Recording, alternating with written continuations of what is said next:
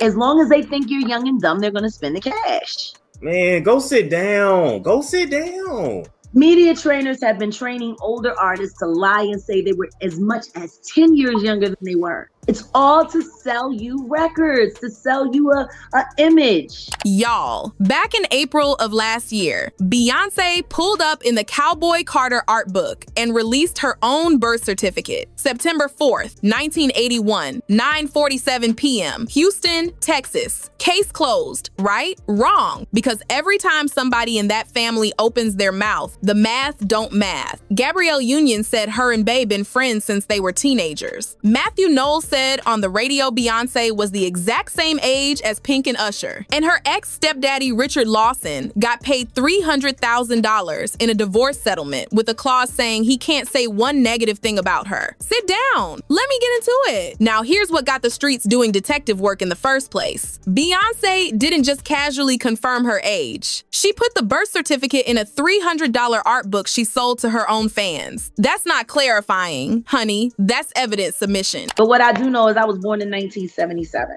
And in 1981, I was 3 years old. Yeah. Now, Beyoncé was born in 1981. I don't know how that picture of her standing up almost hip high to her mother happened. Like I said, it was the largest infant I ever seen in my life.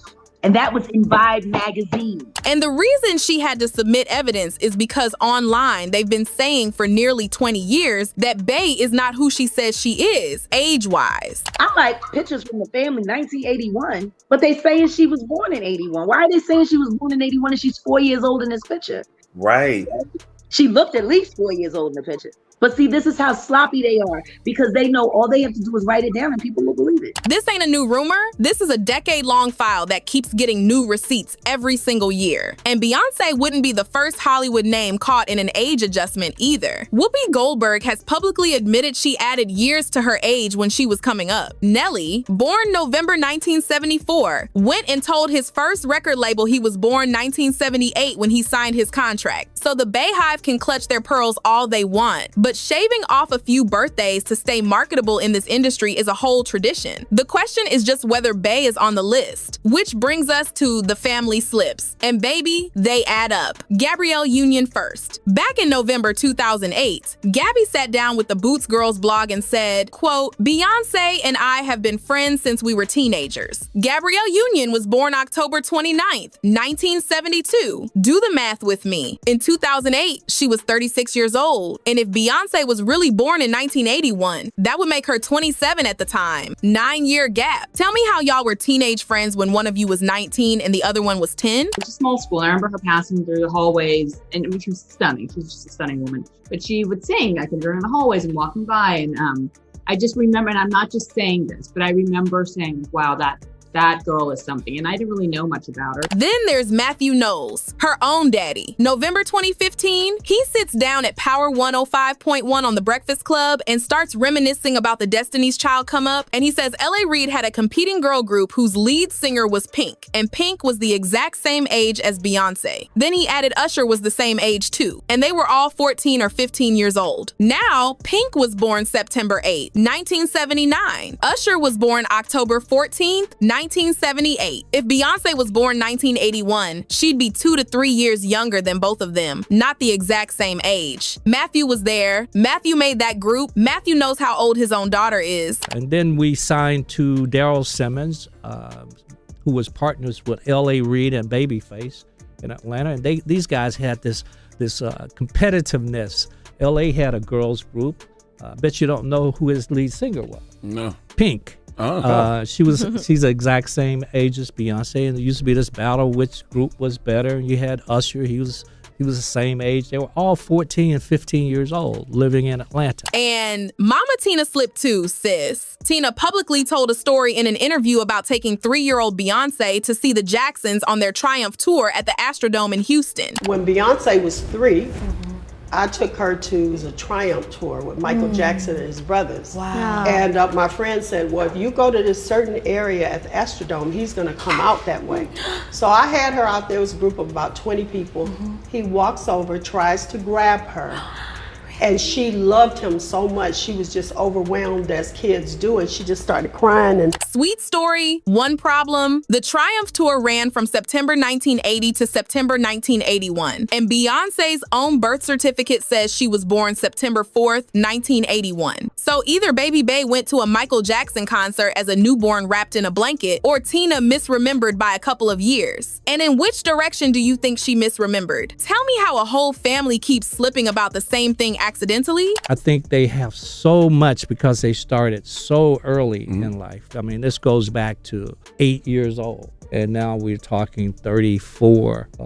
That's a lot of material. Now, on top of all this, there's a document that's been floating around since December 2006 when Media Takeout published what they called a leaked Texas Department of Health birth certificate showing a 1974 birth date. That leak lit the match on this whole conversation nearly 20 years ago, and drama pages have been building the file ever since. Which brings us to the one man who might actually know. And the reason he can't tell you, Richard Lawson, Beyonce's stepdaddy for 8 whole years, from April 12th, 2015, all the way to July 26th, 2023, when Tina filed for divorce, citing irreconcilable differences. 8 years inside that family. Grammys, tours, secret launches, Blue Ivy's childhood, family dinners, birthday parties. The man was there for every single moment. August 2024, the divorce gets finalized. And according to In Touch, who got the settlement documents, Richard walked away with a $300,000 one-time payment, and he signed a non-disparagement clause. Now, let me break that down for anybody who don't know. A non-disparagement clause is a legal agreement that says if you open your mouth and say anything negative about the other party, you're in breach of contract, and you can be sued to get that money back and then some. And Richard's clause doesn't just cover Tina, honey. It specifically covers Tina's children, their spouses, and her grandchildren, which means Beyoncé, Solange, Jay-Z, Blue Ivy, Sir, and Rumi are all wrapped up in that signature. And every secret Richard learned in 8 years is legally locked behind $300,000. Word is that ain't a settlement, baby. That's a muzzle with a price tag. Because I teach media training and I taught